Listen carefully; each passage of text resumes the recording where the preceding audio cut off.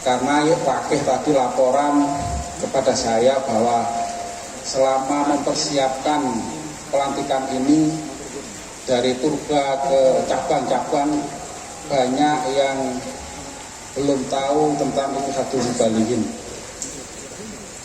Ittihaadul Mubalighin lahir tahun 2003.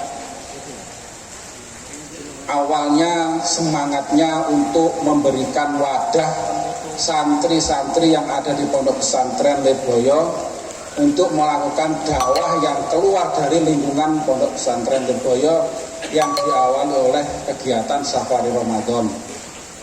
Dan setelah itu dari tahun ke tahun Safari Ramadan berkembang terus dan perlu adanya sebuah wadah khusus yang mengawasi perjalanan Safari Ramadan. Maka suatu saat saya matur ke Mbah Yai Idris, saya jelaskan problem-problem yang dihadapi dan kebutuhan-kebutuhan yang dibutuhkan oleh lembaga Ittihaadul Mubalighin. Lalu Mbah Idris mengatakan, ya wis Dir, lek ancene cabang-cabang itu kudu dibentuk Ittihaadul Mubalighin, syaratnya pokoknya harus sampai enggak aktif. Nah niki walaupun pesen tinggi wakih ini. Mungkin kalau ada Himasal Jawa Tengah, kalau Himasal Lim yang tidak aktif, monggo dijak ngopi ya. Jak ngopi, jak Kopdar, jak Mayoran. Tak kena nggih monggo ditutuki mawon. Karena terakhir tadi laporan sungguh kita patut bersyukur bahwa dari 27 cabang yang terbentuk semuanya bisa hadir pada sore hari ini. 100% bisa hadir. Jadi semua mendengar ya, siap ditutup. Ittihaadul Mubalighin oleh Badan Pembina disahkan menjadi badan otonomnya Himasal.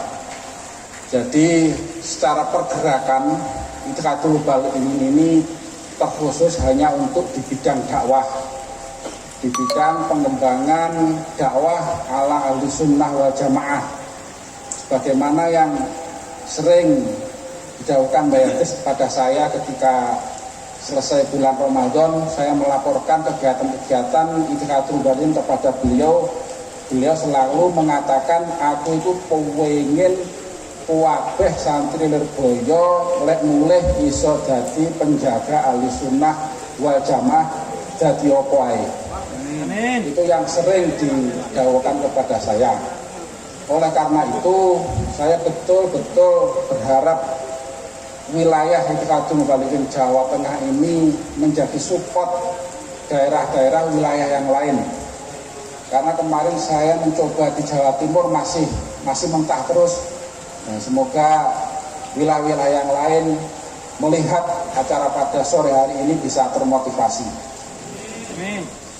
Tadi juga disampaikan bahwa perlunya sinergi antara Ittihaadul Mubalighin dengan Himasal. Itu saya kira sudah semestinya seperti itu.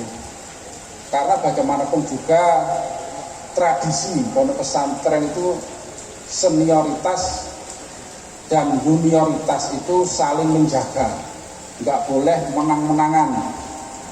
Karena anak muda itu nggak bisa disekat-sekat. Menurut saya seperti kulon itu kalian bayar itu mboten nate diarahane macam-macam, mesti diarahane sak pola-pola kulon.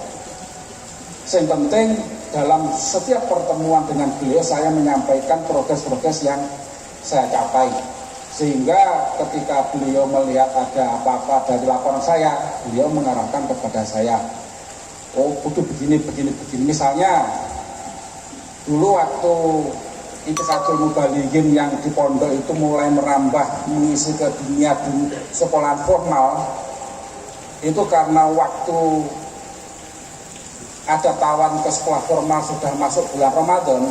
Jadi saya tidak matur ke Mbah Idris, tapi karena atas namanya bukan Lirboyo, tapi IPENU waktu itu. Nah, setelah kegiatan selesai baru saya matur ke Mbah Yai bahwa di bulan Ramadan ini bisa masuk ke dunia sekolah-sekolahan. Dan saya ceritakan dari hasil penemuan-penemuan kegiatan di sekolah-sekolah itu yang diantaranya meskipun sekolah-sekolah negeri itu dalam bidang ilmu formal itu lebih unggul, tapi belum tentu pemahaman agamanya itu juga unggul.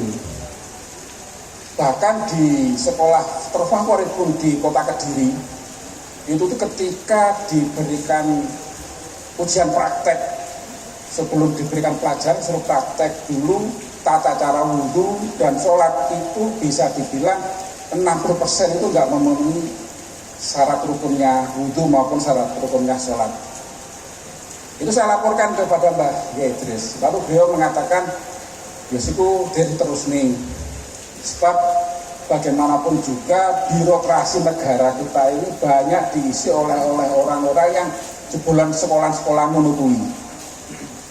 Nah, ini PR kita lah sebagai alumni pesantren bisa memberikan warna kepada orang-orang yang tidak mengenal pesantren. Sehingga saya harapkan betul Kiai Mahin bisa membimbing di Masal, membimbing Ittifatul Mubalighin di wilayah Jawa Tengah, dan juga saya berharap kepada LIM masih ada nih. Betul bahwa Ittifatul Mubalighin ini betul-betul kreatif di dalam mengembangkan dakwah sebagaimana yang ada di pusat. Alhamdulillah sampai hari ini di dalam mengembangkan dakwah, apalagi di musim pandemi corona seperti ini, kita berupaya supaya pesan-pesan agama ini bisa tersampaikan kepada khalayak umum. Akhirnya kita membuat terobosan dengan membuat link production melalui berdakwah melalui media sosial terkait dengan segala urusan tentang ubudiyah dan sebagainya. Ini saya harapkan bisa dikembangkan nanti di Ittifatul Mubalighin daerah-daerah bekerja bersinergi dengan Himasal yang nanti monggo disambungkan kepada pusat. Sedikit demi sedikit kita sudah mulai bisa mengimbangi orang-orang sebelah di dalam pergerakan dakwah di media sosial. Karena sekarang ini adalah zaman IT. Santri tidak boleh ketinggalan IT meskipun di pondok tidak boleh megang HP. Nah, insya Allah kalau belajar HP rasa laduni lagi. Saya itu alhamdulillah meskipun tidak pernah belajar itu bisa, yang ngajarin istri saya. Buka Facebook, bisa mirip ke Messenger itu ya baru kayak rabi. Makanya sing rabi dan rabi. Ini kemauan yang saya pelatakan sepindah matur sangat dumateng di masa wilayah yang memediasi lahirnya Ittifatul Mubalighin wilayah Jawa Tengah. Akhirul kalam, assalamualaikum warahmatullahi wabarakatuh.